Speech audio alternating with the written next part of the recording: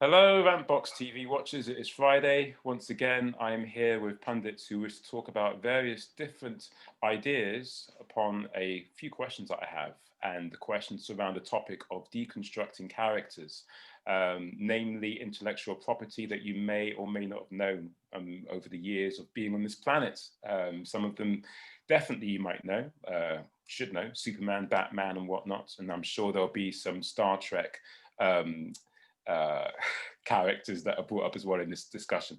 But yes, without further ado, I'm going to go into the first question, and whoever chooses to answer it will obviously introduce themselves because we're not really a personality-driven channel. So, first question would be, what are the reasons for the deconstruction of popular intellectual property of recent years? Anyone? Can I just clarify that? You mean like any reconstruction, like say Buffy or whatever? You can What go is it? to Buffy, you can go to Superman, you can go to whichever character you wish. But I think that ultimately, if that is your safe space or your comfort zone when talking about the question, by all means, go for it. But within the last couple of years or since the beginning of sci-fi? I mean, you could, Star Trek starts it off.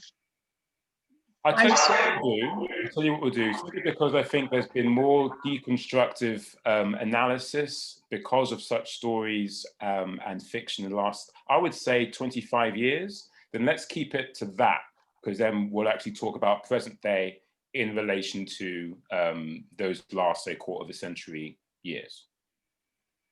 um, I mean, it's just vast. You know, like I could start with Buffy, I could go to Star Trek. There's lots of reasons for reconstruction. I mean, Buffy is like, well, I'll just go with Buffy because it's the first thing that hit my head. It's a feminist reconstruction. The notion of like high school as being the horror aspect of Buffy is actually the horror aspect of going through high school, for example. It's a crap period, or for the English equivalent, A levels. I don't know. A levels never seemed to shit as high school to me, to be totally honest with you. Because high school is a very particular place, and A levels you just pick your courses and do your thing. And like you have to be in American high school, you have to be good at sports, you have to be good at math. It affects everything that you do for college, and there's all this pressure on you. You know, the social cliques. I don't see those social cliques as much at A level in the A level. There's not really a lot of TV series about A levels, and you know, you don't have the same kind of exact situation as high school. But yeah, like domestic violence, Buffy, words. Oh God, yeah. Buffy started a whole bunch of. I read a whole bunch of Buffy books about deconstruction of the genre. You know, looking at every word that Josh Whedon wrote, talking about him being like Dickens. I mean, I could go on and on and on. Maybe somebody else. Well, thankfully, Ola, you've been quite concise in, at least for you, narrowing down that question. And for people who aren't aware of it, this will be the first of two videos because many people who wanted to be on today's part of the series cannot make it. So there'll be another part of this going forward because it is a vast subject. Anyone else have anything for that first question? I'll read it out again. What are the reasons for the deconstruction of popular intellectual property of the last, say, 25 years? I mean, I think a lot of it has to do with a twofold of changing of society, of how people view things and what people are willing to see as a whole and willing to absorb through their media. And also, obviously, as a reflection of that, it becomes a corporate thing. You know, the decisions ultimately come from producers, studios, and other such things to let that new format or that new reconstruction go ahead, as opposed to the old style or something that fits more what they think the world needs to see. I just had a brain thing. A brain thing came into my head, John, and I just it's about deconstructing our world. And I'm going to go back to Star Trek, deconstructing our world using fantasy elements. And like in the 60s, when Star Trek came about, you couldn't deal with racism straightforwardly. You couldn't deal with a lot of things straightforwardly. So they did it in all this coded language and coded plots. And I think, yes, we've become more open. The censorship laws and all these things have opened things up in the Western world, but at the same time, we still enjoy that cloak of the supernatural to bring forth the ideas that are controversial right now. Sure. At least two other people who haven't spoken yet, but I definitely think it's probably something that I should announce, that if we're talking about the deconstruction of an intellectual property, I'm really talking about how, say, Star Trek Discovery is a deconstruction of what we know of Star Trek to be, or how Zack Snyder / Frank Miller's Batman is a deconstruction of Bob Kane's and Bill Finger's creation. So I'm talking about it in those terms. But yes, we have two other people in the room. Not to put you on the spot, but do you have anything to say on the subject? I mean, I think it's interesting, the perspective of using fiction as a lens for societal values, and sort of picking up on that idea of the corporate element of it. I do feel that part of this cycle of deconstruction, I definitely don't think it's the whole reason that deconstruction happens by any means, but I think part of it probably does come down to a shift in values. And to go slightly left of field to look at the recent Disney remakes, it's kind of, that kind of deconstruction to me feels almost semi-reactive to a shift in popular consciousness, which I think is quite an interesting way of looking at deconstruction. Okay. Do you want to point out an interesting aspect of that for us? Well, I mean, there's hands up, I haven't actually seen any of the Disney remakes, mainly because I'm quite into animation and I really enjoy the kind of the hand painted, cel-shaded originals. But I've watched a lot of theory around the remakes, and one of the things I found particularly interesting was the deconstruction of Mulan. They've recently remade it, and sort of, and I'd be interesting actually to get others' thoughts on this as well, because I watched an Asian male analysis of the film, and one of the things that he latched onto was this kind of need for a kind of a superwoman type character in the remake, where in the original you have a young girl who joins the fight to save her dad, and she's not necessarily the strongest, she's not necessarily, the most adept at war, but her progression through the story comes from her accepting the parts of her that play to her advantage. She's smarter than some of the other soldiers she fights alongside. She defeats the Huns because of that quick wit, not because of a battle prowess. And then towards the end of the film, the way they save the emperor is she gets a bunch of her mates to cross-dress so they can infiltrate their castle, and through kind of accepting a more feminine aspect, resolve the story. Whereas in the remake, from what I understand, it's much more based on her just being an absolute kung fu fighting badass who can kick everyone's ass. And it sort of feels like a blunting of the subject that comes from what feels like a reactive need to respond to this kind of girl power mentality. I see what you mean. This is the same kind of thing they were saying about Rey in Star Wars, the new 3 movies. And I say what I say back then. It's like when I'm watching something like, say, Commando, no one's actually going to be like taking Arnie apart and saying that he should have learned as he was going along how to use the bazooka. Do you know what I mean? If someone wants to have a power fantasy, fuck it. That's how I say it. But absolutely. That being said, I can see why people would now want to take that apart. What they really want is more nuanced storytelling, but they're not allowing for certain cultural shifts that should have happened some time ago, I think, to take place. But yeah, I think, can we hear what Anil has to say? Because Anil's been patient for the last, I don't know how long. Wait, John, I just want to address what Matt, I want to go back to what Matt said about the remake of this, because it struck me very much. And I think it's quite interesting. The first version is she's using she's not as physical. And I think I study feminism, and one of the things that really you noticed is that boys and girls are treated differently from a very early age. I mean, we're talking like 2 months. So if it's a boy, you're like bouncing him around, you practically throw him across the room. And if it's a girl, and even now, I still see articles about women like sitting on the tube like this.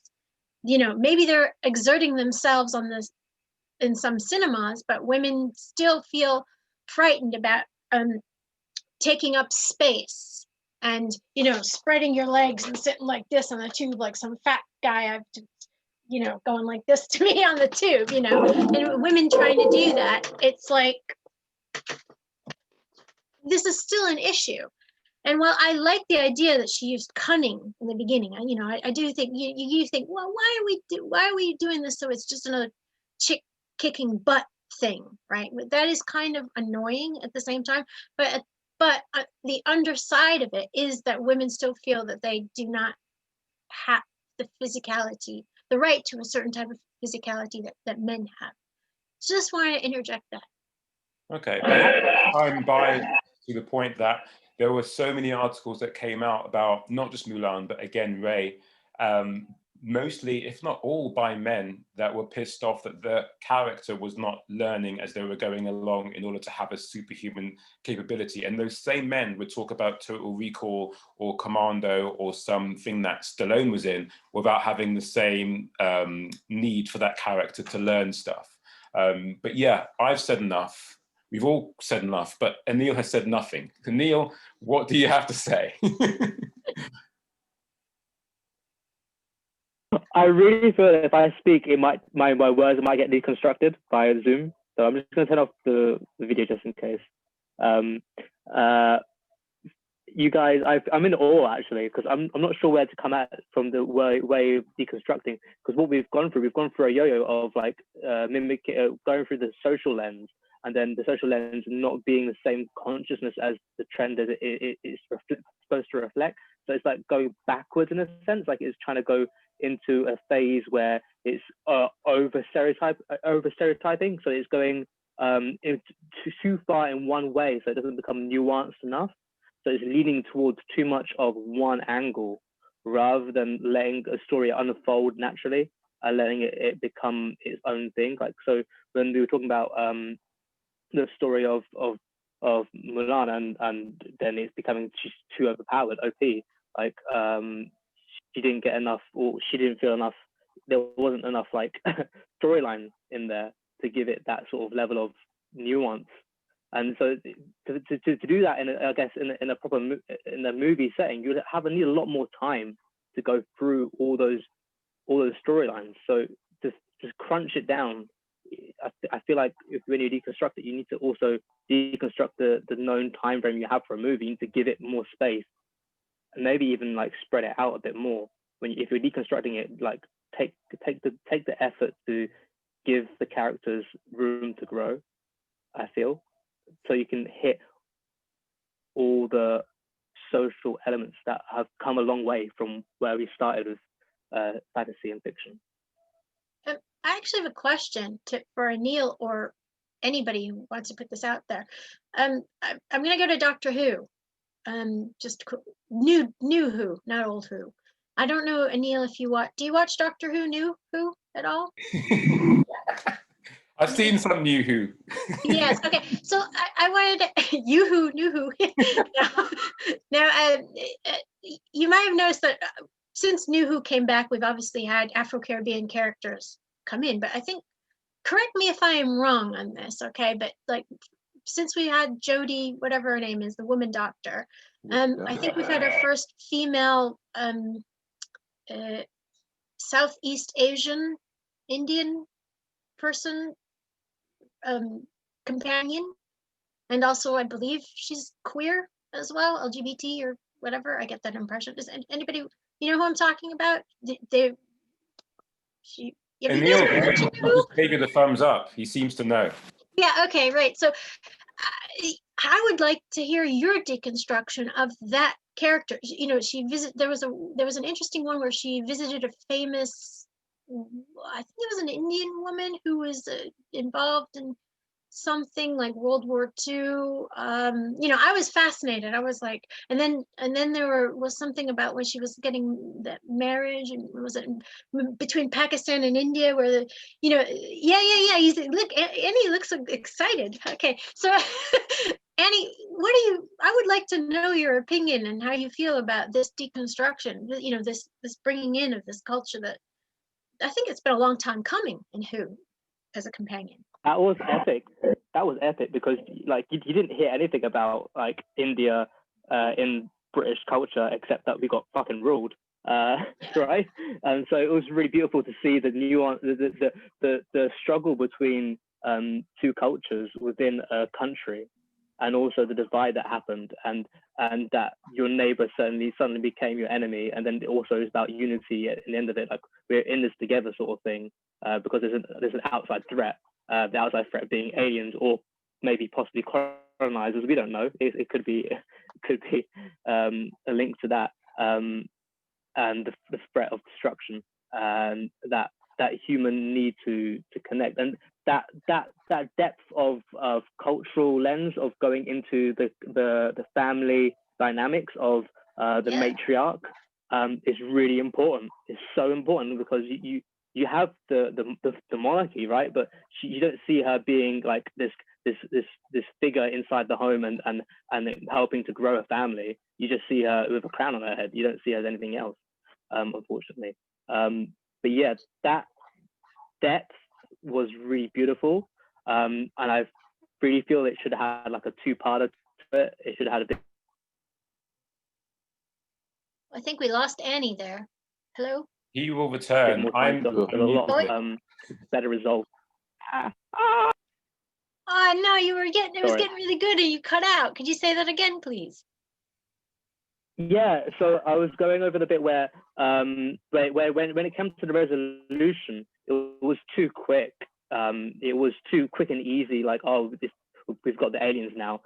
There was no more depth into the history. It was touched upon, but it really needed like a second part episode to like get a bit more into the scene, set the scene a bit more, and then have like I feel like the finishing, rounding it off of not just like chasing another alien, but also rounding off with some history as well. Because the whole purpose of Doctor Who was to educate. And sometimes it feels like it doesn't do, it touches on education, but it doesn't go deeper into explaining like, oh, now this is why we have this thing in history as its significance. It was really touching to go back, and she went back to see her grandma at the end, but it wasn't like it was going towards the direction of how the generation of the grandma felt, but it didn't touch upon how the generation of the younger generation feel about that scenario. Like it was portrayed through the grandma, and it was then portrayed through the granddaughter, how she connects with her grandma. But then there's a lot more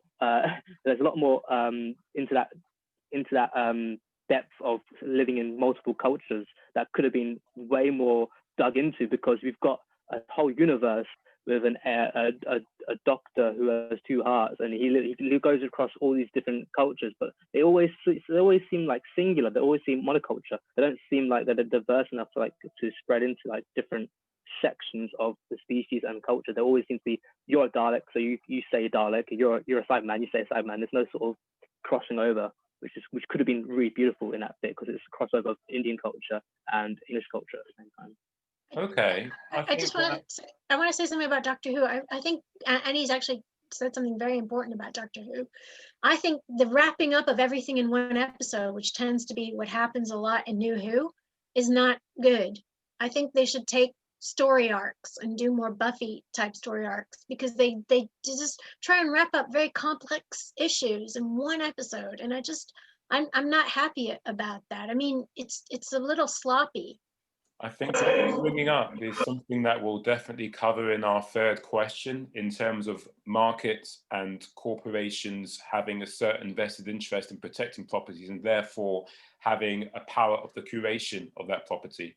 And that can further create dissonance. But our second question is actually quite, it's a next actually to what Anil was saying about the idea of what Doctor Who is and what people expect from it. So we're talking about properties and their expectations, but this is the second question.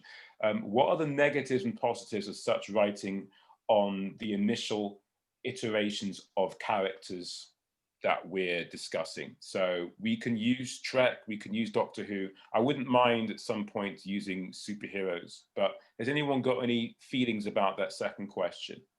Can you make that a little simpler for I'll make it dumb me? Yeah, okay, so all right. What are the negatives and positives of such writing? We're talking about deconstruction, yes, on the initial iterations of characters involved. An example would be the initial idea of Superman is that he is a libertarian do-gooder who will swoop in and save someone. That's the initial idea in 1938. Fast forward to 2020, and he is Henry Cavill, not necessarily being able to emote what he's thinking, and people distrust him because he basically helped destroy a city. So is that like Batman?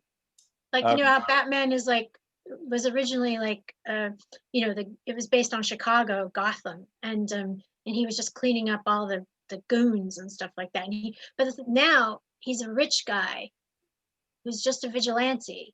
He's a rich, he's very wealthy Batman. And then you're talking about like... Okay, so that's another example. I mean, if we were going to talk about Batman, what comes to mind is children playing with action figures. Now, I don't know, maybe there was something wrong with me. I stopped playing with action figures when I was about 12. Now you all know. But I would have these toys and I would have like my Batman figure and I would have a make-believe burglar because they didn't actually have a toy burglar. And Batman would basically swoop in, stop the burglar, drop him off at the police station, and that would be repeated for hours and then because I was sad that way. Now, I haven't actually sat down and watched a kid play with action toys. Maybe I'm just uncultured that way, but I'm thinking based on popular critique and content that is out there, those kids will have Batman maim that character, not necessarily have any justice played out. If we look at the new trailer for the Batman movie by Matt Reeves, Batman at some point not just knocks down a character, but continually pummels him. That is now Batman for a lot of people. So the question, what are the negatives and positives of such writing, deconstructed writing, on the initial iterations of these characters? Preferably from anyone who hasn't spoken much yet. Go. I mean, I think it's a thing that is sometimes both useful and negative. So if you look at things completely taken out of the kind of comic world and that kind of sci-fi world for a second, it's something like Blackadder, where you look at the first series and the character's not really working there. He's more a simpering fool, and then they kind of switch the whole role around and it becomes a greater character. In those kind of circumstances it works. I think there's another thing as well where you're saying that about the Batman characters. For me, that's almost a way of almost a kind of level of characters that people are nostalgic for being kept as they're going into adulthood. So the characters are changing from what a lot of people would have had as a child, and maybe for us, you know, Batman and things like that, they were always comics, they were always cartoons, and the films that were based on that were still kept that comical element and were still aiming at children. Whereas now, the filmmakers are adults and want their vision to go on, but you know, maybe the process of filmmaking and the process of getting your film out there and your own mind, how you're looking at the world and what you want Batman to do. You want Batman to kick those people's ass now because you're younger and you're older. That kind of change, I think, is a lot of what it is, which can be positive maybe because it's continuing a whole generation with characters to look at and to evolve. but also it's got, like you say, maybe there's that negative side there. If it's something's being removed, you're not having the two sides to it. You're not having somehow of having still seeing Batman as an adult version, but also still keeping a children's version for people to grow up with and grow up with that hero. But also an unfallible, a hero who has no faults is an unrealistic view, and maybe it's a reflection of how we see the world more now.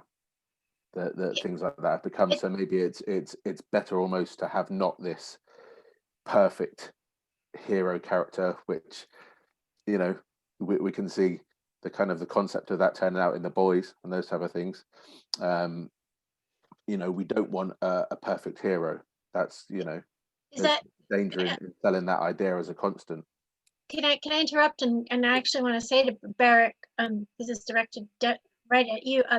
You see what you're saying, and I think it's true. It's like it is from a context of our society. Batman started in the 30s, Superman started in the 30s, and then as time passes, and as we not only personally but also humanity, and the changes within society as well as personal changes, our heroes evolve for us, speaking to us. And the fact that we go back to Spider-Man or Batman, there's a mythic quality to these guys, people, and we love the myth, the backstory, and we love the character, and we want to go back to the character, but maybe we need it reinvented with a new look, with a new story, with more complex stories. I mean, if you go back to the original Spider-Man cartoon of the 60s, which is really still good, great theme tune, and now then you go to Miles, the Spider-Man movie, the cartoon. Did you guys see that? In Afro-Caribbean, and there's Peter Parker's this fat old drunk dude, loser, and Miles Morris is this fresh African-American kid who's become Spider. But there's room for all of this in our interpretation in the mythology. And it's exciting, and you can play with the past and the future, and the story is still fresh, and because it's like a fairy tale, it resounds. It doesn't, it goes from generation to generation. That's a great example actually there. So the Enter the Spideyverse, that's for me a great way of doing it, where you have, like you say, you got those both worlds of adapting and bringing the character up to date, and what those characters are kind of in it, for my belief, to use as a tool to speak about society as much as you can, and in a kind of more broadly acceptable way for everyone. And yeah, that kind of way of doing it, I think, is a lot better than just kind of going, wow, no, Batman's really hard now. That's it. We're not going to talk about why or anything like that. We're not going to make any changes.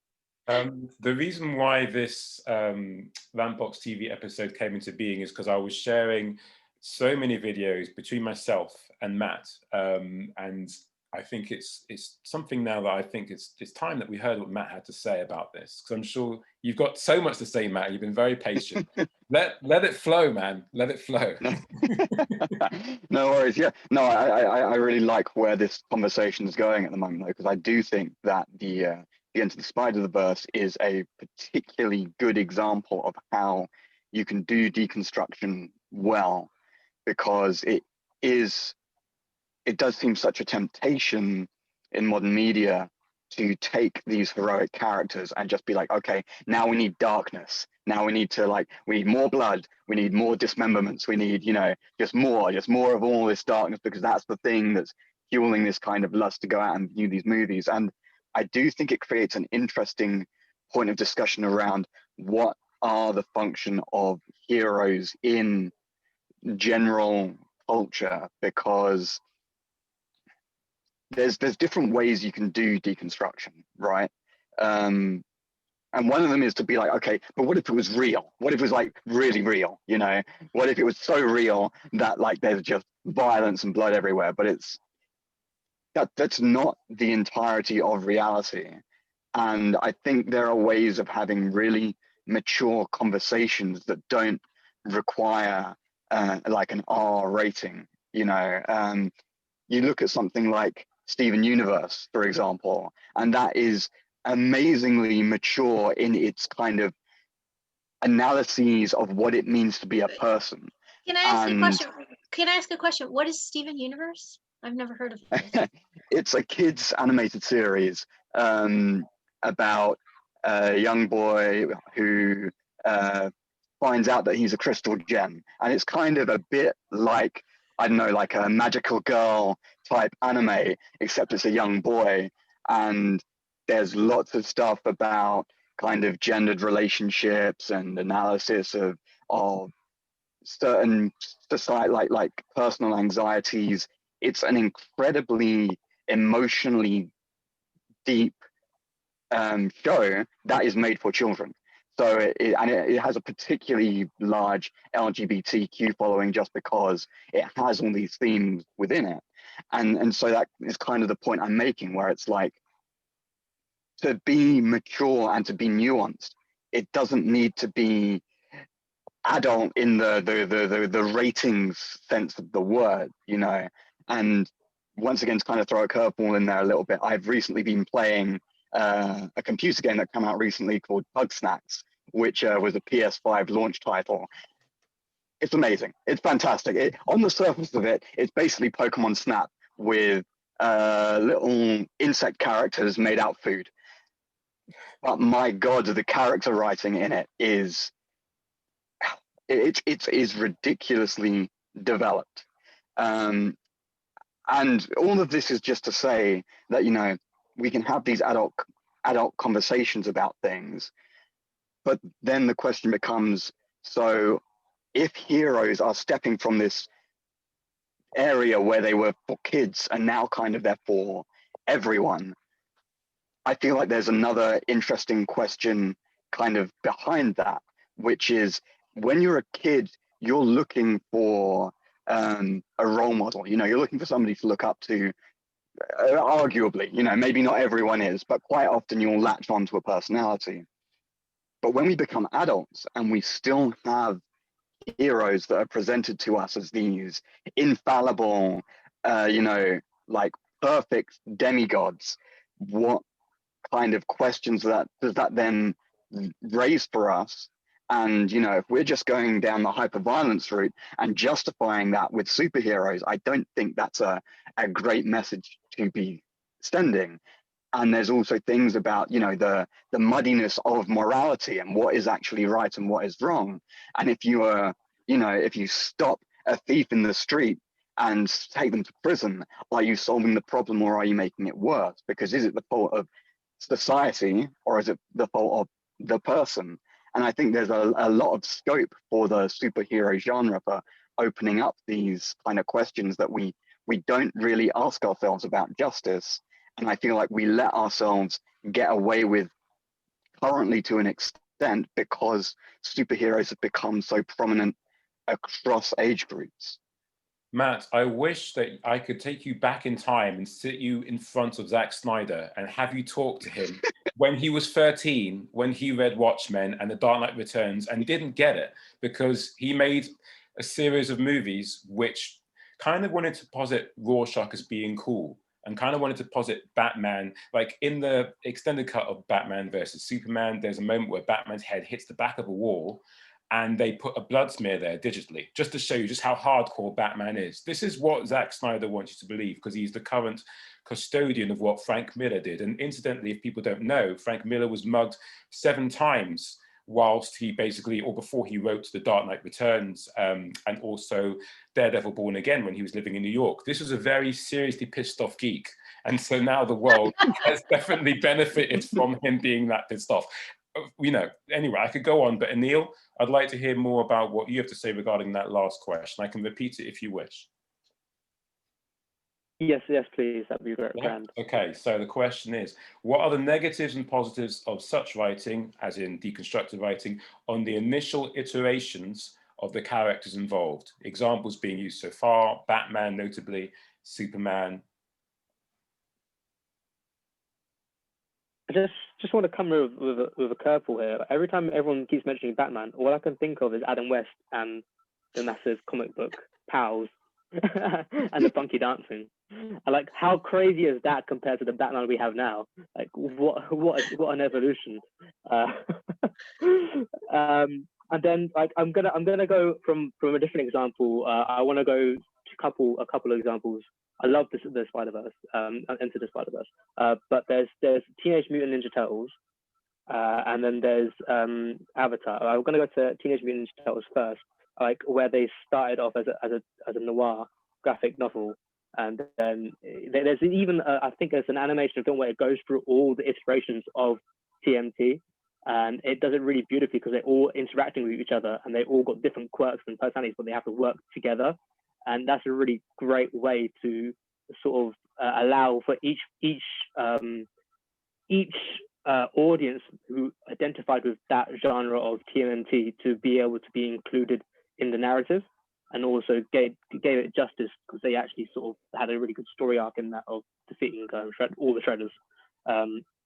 And then I want to go towards the Avatar Last Airbender, and when we had a new Avatar within Legend of Korra, there was like an uproar, it's a change, as a female lead, she's a teenager, she hasn't got the sensibility that this 10-year-old used to have in this teenage body. She's all fire and flame, and it's like that taking the whole persona of what we used to know as the lead role and changing it completely and flipping it, because also the audience had also grown up. The audience that watched Avatar were generally of that age group of being around 10, 12, 13, and then they grew up and became late teenagers. And then you've got the hero for that genre to be late teenagers, but also the storyline and the writing for it gave it enough nuance for it to be relatable to all ages. And so that even though it did, Legend of Korra didn't get enough time to go through a lot of what it could have done, it did enough squeezing in to and did it in a not in your face way, like all that gore that Matt was talking about. It did it in a very gentle way of weaving the story together, but also changing what you perceived as the hero to be at the same time, which is really beautiful. Okay. Before we move on to Ola answering the question, I actually do want to pick up on something that Ola said earlier. Do you believe that there is space for all these different iterations? And do you honestly not see how certain iterations may be popular for perhaps reasons that aren't necessarily kosher to their actual cultural environment?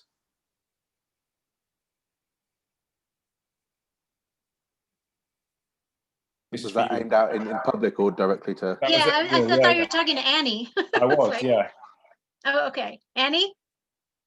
It's Anil, isn't it? Or Anil. Yeah. Sorry. I'll take Anakin Skywalker any day over my own name. It's fine. Annie. So I zoned out over just listening to the amazing questions. Can you just repeat it for me? All right, in a very simple way of saying it, what I'm asking is, do you believe that there is a problem when these iterations sometimes seem to have one being more popular than the other? And do you believe that there's enough space for all these iterations to exist as they are? I totally believe there's enough space, because each of them is going to have its own negatives and its own failings, but there obviously will be a popular one.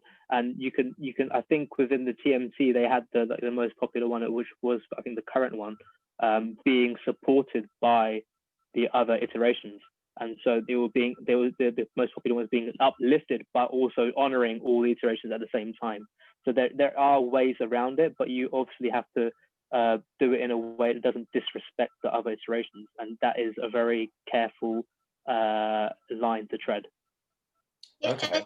I think he summed it up basically. There's room for them to exist as long as they don't suck. On that point though, on the thing, like you said as well, people behaving negatively to a change in Avatar because it's not what they had before. That as you said that, you just reminded me of I'm a big hip hop fan, and hip hop saved my life. They were talking about mumble rappers and SoundCloud rappers and things like that. and Ramesh Ranganathan said he said something great, and he says a couple of times, and it always comes to my head when I see people having a go at a new version. Is he just says the phrase, "It's not made for us." That's what we have to bear in mind, and often it's the case where it might be made by people who are of our generation, but it's not made for us. And it's that's the key, is that as long as something's not taken away and attacking the other version, then it's perfectly acceptable and should be left to do its thing, and people should support the fact that it's there. But even if it's nothing that you like, because it's not for you. Yes, and yet we have, again, that part of the conversation where we're taking Mulan's character to task, because it's not like seeming to appease what we want out of the story. And I'm thinking a 5-year-old out there or a 7-year-old watching Powerpuff Girls or Mulan is just happy to see that someone can actually go pow, bang, whatever, and not think, well, they should have learnt more before they got that power. Do you know what I mean? I think that has to be said. So I think, yeah, that's what the case is. We've run out of time, which is fucking annoying. It's good that we can swear on this show, but it's fucking annoying. 'Cause I've got another question, but look, there will be another video tackling that question. I won't say what it is, because it'll be just a cheap way of getting you to watch it. I hope you just watch it anyway, based on what we said. Before we go, if anyone's got anything they want to promote, then please do so. It could be a record, it could be DJing, it could be anything you wish. Is there anything you want to promote before you go? Okay. Okay, I'll just start. Okay, I'm Ola. And I have a radio show called Ola's Cool Kitchen, and it is an eclectic ride through both time and space. And if you want to listen to me, I'm on Mixcloud, Ola's Cool Kitchen. Awesome. Matt, you have a record. I know you have a record. You told me off camera. You can tell us. Yeah. So I'm Matt Gaffin. I front a band called Hearst Pileup. We write a lot of kind of music that's about analyzing how you get your knowledge and how you decide what the truth is or not. Our most recent single will be out when this is released, called "We're All Going to Hell." Check it out on SoundCloud. Excellent. SoundCloud? I mean Spotify. Just 2012, man. What's going on? Yeah. Okay. Anyone else got anything to promote before I bring this to a close? I'm gonna promote, not myself, but some friends, just because it's exciting that there's some live music still going on at the moment. So my friends Frauds are doing a gig. You can check it out on, I think there's tickets coming up on Dice, but it's on the 20th. So it's going to be seated, but it'll be fun. They're supporting a band called Gen. May have said the other band wrong, but Frauds I've definitely said right. So Frauds, you said right. They're great. Yeah. I really love that band. Where's Moth Club on the 20th? Moth Club. So Moth Club on the 20th. All this information will be in the description box, viewers and pundits. Jen were on the show. I'm calling it a show now. It's not really a show, but I'm just going to call it that now. They were on the RantboxTV not too long ago, talking about very cool. The myth of needing to be completely fucked up to create art, and a great live band as well. I'm so happy to have you all basically part of this little discussion. So thank you for giving up your time. I hope to see you again in the future. And now, goodbye. Bye.